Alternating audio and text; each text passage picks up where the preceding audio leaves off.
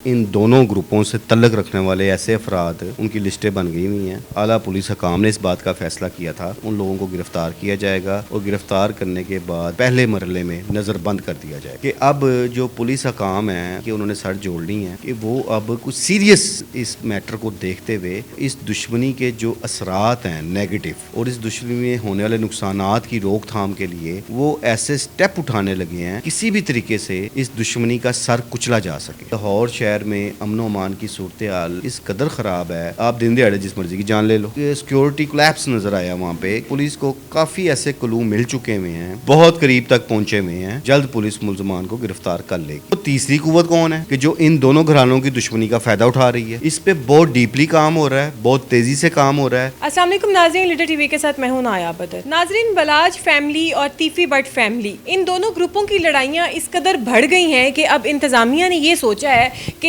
इनके ऊपर नज़रबंदी जो है वो लगाई जाए। आप देख सकते हैं खुर्रम पाशा साहब मेरे साथ मौजूद हैं, जिन्होंने हमेशा इस केस के ऊपर गहरी ऑब्जर्वेशन दी है और जो भी प्रेडिक्ट करते हैं वो बिल्कुल ठीक करते हैं। इनके पास बहुत से ऐसा मटीरियल होता है जो वाकई एक्यूरेट होता है और ऑन टाइम पे वो चीज़ें वैसी हो जाती हैं। पाशा साहब से अब मैं पूछती हूँ कि पाशा साहब, अब नज़रबंदियाँ होने लग गई हैं इन फैमिली पे, तो ये किस तरफ जा रही हैं बातें, अब क्या होगा, कैसे ये चीज़ें सेटल हो सकती हैं? जी पाशा साहब।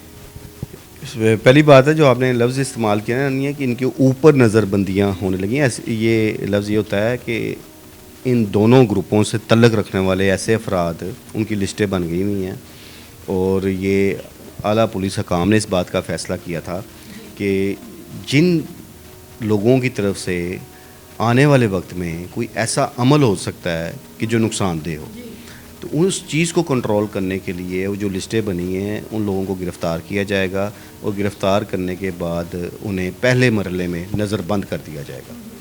अच्छा, ये ऐसा क्यों हो रहा है कि अब जो पुलिस हकाम हैं वो इस हवाले से, मैंने पहले भी बात की थी कि उन्होंने सर जोड़ ली हैं कि वो अब कुछ सीरियस इस मैटर को देखते हुए और इस दुश्मनी के जो असरात हैं नेगेटिव और इस दुश्मनी में होने वाले नुकसानात की रोकथाम के लिए वो ऐसे स्टेप उठाने लगे हैं कि किसी भी तरीके से इस दुश्मनी का सर कुचला जा सके।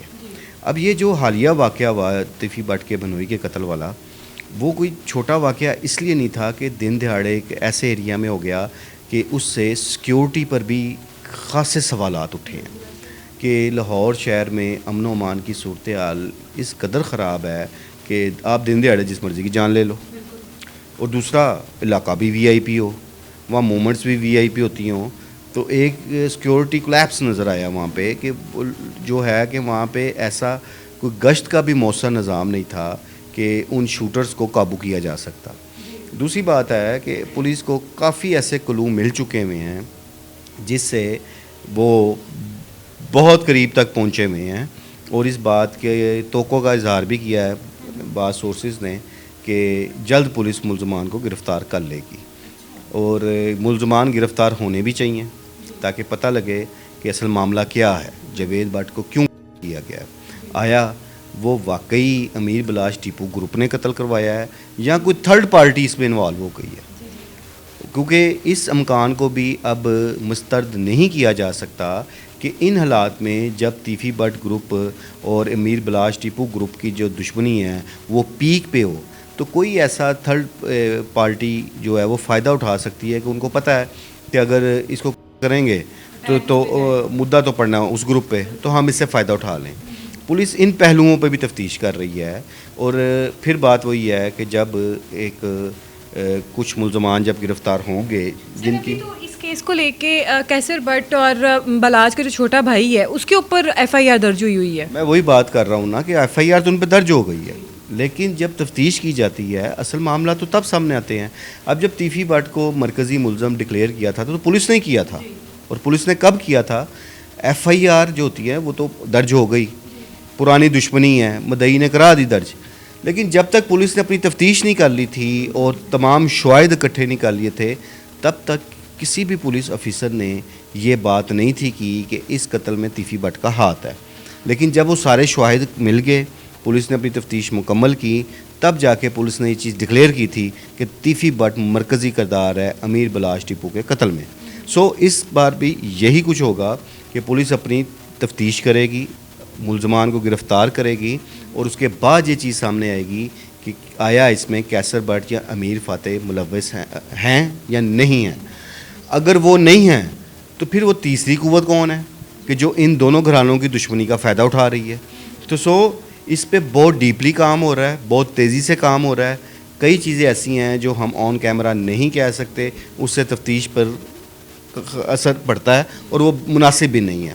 اس لیے وقت کا انتظار کرنا چاہیے, اور جو حالات چل رہے ہیں اس پہ ان حالات میں پولیس پر اعتماد کرنا چاہیے, اور نظر آ رہا ہے کہ وہ بڑا سیریسلی ان سارے میٹرز کو دیکھ رہے ہیں اور آنے والے نقصانات سے بچنے کے لیے وہ اقدامات بھی کر رہے ہیں, بڑا پازیٹیو اقدامات کر رہے ہیں.